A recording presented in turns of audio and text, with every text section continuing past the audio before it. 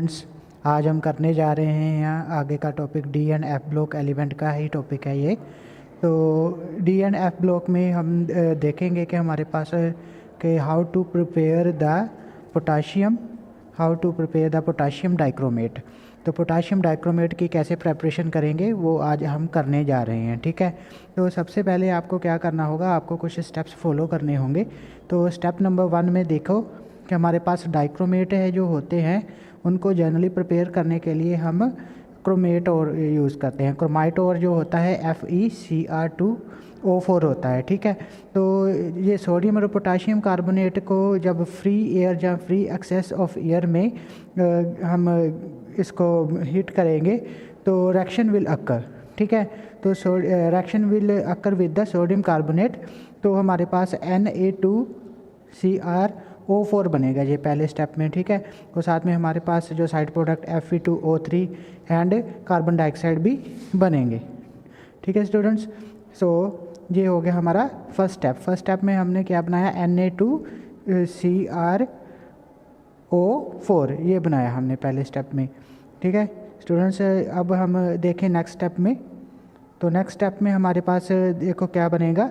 Next step में जो हमारा फर्स्ट स्टेप में प्रोडक्ट बना था, उस प्रोडक्ट को हमने क्या करना है, सल्फ्यूरिक एसिड के साथ। सो जो yellow solution of sodium chromate बना था हमारे पास, वो येलो सोल्यूशन था, ठीक है। तो उसको हमने फ़िल्टर करके एसिडिफाइड सल्फ्यूरिक एसिड के साथ रिएक्शन करवानी है, तो जो कि कन्वर्ट हो जाएगा ऑरेंज सोडियम डाइक्रोमेट में, ठीक है। जो कन्वर्ट हो जाएगा ऑरेंज सोडियम डाइक्रोमेट में, ये ऑरेंज कलर का हमें मिल जाएगा, ठीक है। तो इसको आगे हम कन्वर्ट कर सकते हैं सोडियम डाइक्रोमेट को पोटाशियम डाइक्रोमेट में। तो सोडियम डाइक्रोमेट Na2Cr2O7 को KCl के साथ रिएक्शन करवाएंगे तो we will get our potassium dichromate. Potassium dichromate KrCr2O7 हमें मिल जाएगा, ठीक है स्टूडेंट्स। तो ये थे about the preparation of potassium dichromate. So next हम देखें, हमारे पास पोटाशियम डाइक्रोमेट की कुछ प्रॉपर्टीज़ भी हैं जो हमें बहुत ज़रूरी याद रखनी है। वो कौन सी है कि हम ये है क्रोमेटाइन CrO4 नेगेटिव, इस क्रोमेटाइन को हम डाइक्रोमेटाइन इसमें चेंज कर सकते हैं, ठीक है। But you have to use the acid. इस H पॉजिटिव का मतलब क्या है, हमारे पास एसिड है। तो in the presence of acid chromate ion can be converted into the dichromate ion, ठीक है। तो ये हमारे पास रिवर्स भी हो सकता है। रिवर्स का मतलब है अगर डाइक्रोमेट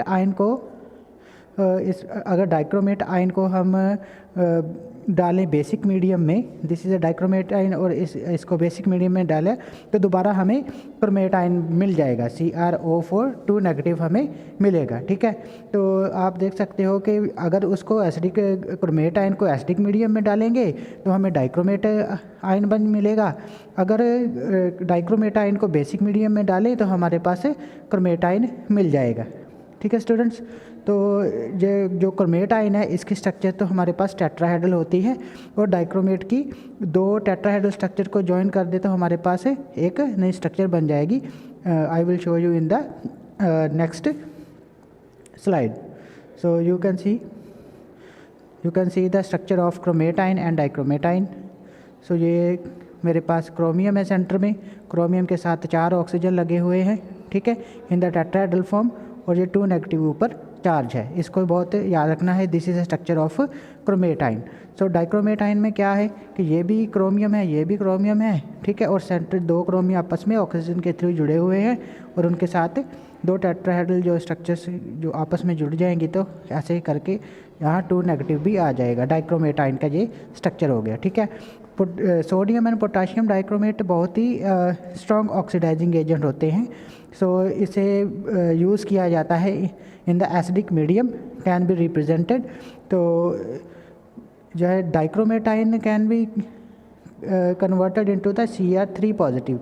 तो हमारे पास जो इलेक्ट्रॉन वोल्ट, जो इलेक्ट्रॉन पोटेंशियल है वो पॉजिटिव में आएगा। यहाँ पॉजिटिव 1.33 वोल्ट है, ये पॉजिटिव 1.33 वोल्ट इस चीज़ को शो करता है कि ये ऑक्सीडाइजिंग Cr2O7 नेगेटिव जो है can be used as a oxidizing agent, हम इसे ऑक्सीडाइजिंग एजेंट के रूप में यूज़ कर सकते हैं। ठीक है, तो ये हमारे पास कोई भी डाइक्रोमेट होगा, चाहे पोटाशियम डाइक्रोमेट हो, चाहे सोडियम डाइक्रोमेट हो, that is a strong oxidising agent because EV value और electron potential value, standard electron potential 1.33 volt होती है, पॉजिटिव वैल्यू होती है। ठीक है स्टूडेंट्स, सो नेक्स्ट देखते हैं हम ऑक्सीडाइजिंग का बिहेवियर। सबसे पहले हम देख लेते हैं एसिडिक मीडियम में how it behave as the, so ये आयोडाइड I नेगेटिव को किस में कन्वर्ट करता है, I2 में, I नेगेटिव को किस में कन्वर्ट करता है, I2 में कन्वर्ट कर देता है। ठीक है, H2S को किस में कन्वर्ट करता है, ये सल्फ़र में कन्वर्ट कर देता है।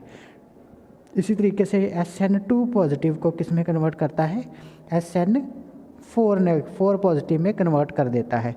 इसी तरीके से Fe2 पॉजिटिव को Fe3 पॉजिटिव में कन्वर्ट करता है। तो कोई भी रिएक्शन होगी हमारे पास तो ये वाली कन्वर्शंस ये करेगा। तो डाइक्रोमेट की बाकी की जो रिएक्शंस है वो सेम रहेंगी। फॉर एग्जांपल ये देखो, ये हर एक रिएक्शन में आपको ये मिल जाएगा। इसका मतलब है in the acidic medium, H positive का मतलब है एसिडिक मीडियम में ये रिएक्शन होगी। और डाइक्रोमेट CrO7 2 नेगेटिव है जो हमारे पास get converted into the Cr3 positive, ये सभी रिएक्शन में होगी इसके। ठीक है, तो जितनी भी ऑक्सीडाइजिंग बिहेवियर वाली रिएक्शन है उसमें सभी ये वाली चीज़ें कॉमन रहेगी। ये भी कॉमन रहेगी, ये भी कॉमन रहेगी, ये भी कॉमन रहेगा। बस चेंज कहाँ आएगी, ये देखो यहाँ आयरन मैंने यूज़ किया तो यहाँ Fe3 पॉजिटिव, इसकी जगह अगर SN2 पॉजिटिव होता तो ये किस में कन्वर्ट हो जाना था, SN4 पॉजिटिव में कन्वर्ट हो जाना था। ठीक है स्टूडेंट्स, तो ये था हमारे पास इसका प्रॉपर्टीज़। ठीक है स्टूडेंट्स, तो आपने देखिए कि कैसे इसके हम यूज़ कर सकते हैं एज अ ऑक्सीडाइजिंग एजेंट। ठीक है, thank you very much, keep watching the channel for more videos.